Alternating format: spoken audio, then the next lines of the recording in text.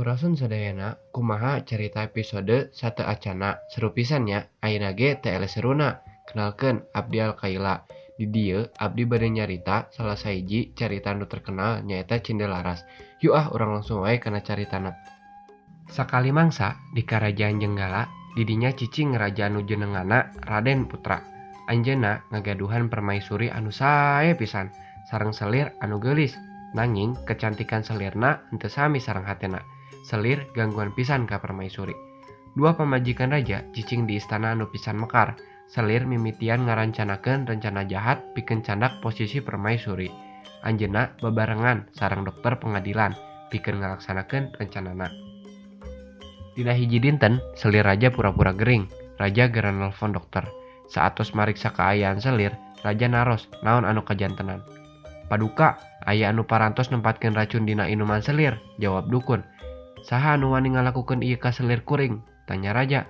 Anu ngalakukeun ieu pikeun kuring nyaeta permaisuri anjeun sorangan. Sigana mah permaisuri rek maehan kuring, sehingga kaasi baginda ngan ukur pikeun anjeunna. Sareng kakawasaan karajaan digolongkeun kana pangandanganna. Walon seril raja. Ngadangu naon anu dicarioskeun selir, raja ambek pisan sareng langsung marentakeun patih pikeun ngusir permaisuri anu hamil sareng maehan anjeunna di leuweung. Sang patih geuwat nyandak permaisuri ka gurun pasir.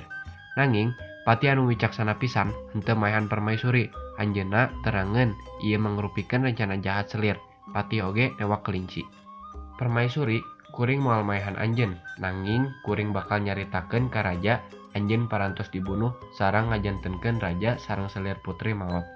Kuring bakal maehan kelinci ieu sareng ngolesan getihna kana syal permaisuri sareng pedang hamba, saur patih. Kuring pisan ngahaturkeun, patih, sabab anjeun henteu maehan kuring sareng ngantepkeun kuring hirup, jawab permaisuri. Permaisuri, abdi kapaksa ngantunkeun anjeun di gurun ieu nyalira. Hapunten henteu tiasa ngiringan, saur patih. Saatos sababaraha bulan, permaisuri cicing di leuweung. Anjeunna ngalahirkeun putra lalaki, budak dibere ngaran Cindelaras. Cindelaras tumbuh janten barudak anu pinter tur ganteng. Disaprak alit anjeunna parantos biasa nyieun babaturan sareng satok. Dina hiji dinten, Cindelaras nuju maen. Ujug-ujug garuda murageun endog di gigireun Cindelaras. Cindelaras geuwat nyandak endog eta sareng manetas. 3 minggu saatosna, endogna netep janten anak hayam lucu. Cindelaras ngurus hayam anu sae pisan. Awak hayam katingali pageuh sareng gagah. Cucukna kokoh sareng runcing sapertos cucuk elang. Kadua suku aya otot sareng kuku mancung seukeut sapertos kuku elang. Nanging sora gagakna benten pisan. Sareng hayam sanes, sora gagak anu aneh pisan. Kukuruyuk tuanku Cindelaras. Imahna aya di padang, hatepna didamel tina daun kalapa. Ramana nyaeta Raden, putrana Raja Jenggala. Cindelaras hayam jago gagak. Cindelaras ruas pisan, teras langsung ningalikeun ka indungna. Permaisuri ruas pisan ngadangu gagak hayam jago. Anjeunna langsung nyarios, saha ramana. Sareng kunaon aranjeun cicing di leuweung. Ngadangu caritaan indungna, Cindelaras mutuskeun angkat ka istana pikeun nepungan bapana. Mimitina indungna henteu ngantep Cindelaras indit, nanging anjeunna teras-terasan ngadorong. Saatos indungna ngantunkeun anjeunna angkat, anjeunna langsung angkat di perusahaan hayam jagona. Nanging dina setengah perjalanan, Cindelaras pendak sareng jalma-jalma anu merjuangkeun jago. Aranjeunna ninggal Cindelaras nyadak hayam jagona sareng ngundang anjeunna sumping pikeun nguji keagungan hayam jagona. "Hei anjeun, naha anjeun wani gaduh hayam jago sareng jago kuat kuring?" saur aranjeunna. "Oke," jawab Cindelaras. Warta ngeunaan keagungan hayam jago Cindelaras kadangu kana kuping Raja Raden Putra. Raja langsung marentahkeun hulu balangna pikeun ngajak Cindelaras datang ka istana. Cindelaras oge dugi ka karaton. Paduka, kuring yang hareup ka anjeun. Cindelaras nyarios sopan. Budak ieu ganteng pisan sareng calakan. Sigana anjeunna sanes ti kalangan jalma biasa, saur dina jero hatena. Akhirna dina perang ayam Cindelaras ngalawan hayam jantan milik raja. Nanging raja ngadamel hiji kaayaan ka Cindelaras. Upami anjeunna eleh, anjeunna kedah daek nyerahkeun hayam jago sareng sirahna nalika dipenggal.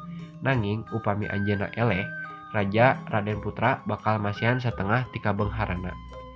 Dua hayam jago gelut pisan. Dina sababaraha menit, jago Cindelaras tiasa ngelehkeun jago raja. Hadirin surak-surak hormat ka Cindelaras. Henteu, kuring ngaku leungit, kuring bakal nyerahkeun satengah tina harta benda janten milik anjeun Cindelaras. Nanging saha anjeun saleresna, saur raja. Cindelaras langsung ngagulung teras ngahuleng kana hayam. Sababaraha menit, hayam jagona nyada. Kukuruyuk, Gusti Cindelaras, rumahna aya di leuweung, hatapna didamel tina daun kalapa, ramana nyaeta Raden Putra. Hayam jago ngagorowok terus-terusan. Raden Putra kaget pisan nguping suara hayam jago Cindelaras ngagorowok. Leres eta, pokna reuas pisan penasaran. Leres paduka, hamba Cindelaras, putra Kaisar Baginda, jawab tegas. Raja Raden Putra langsung nelpon ka Patih, Patih geura nyarios kaleresan.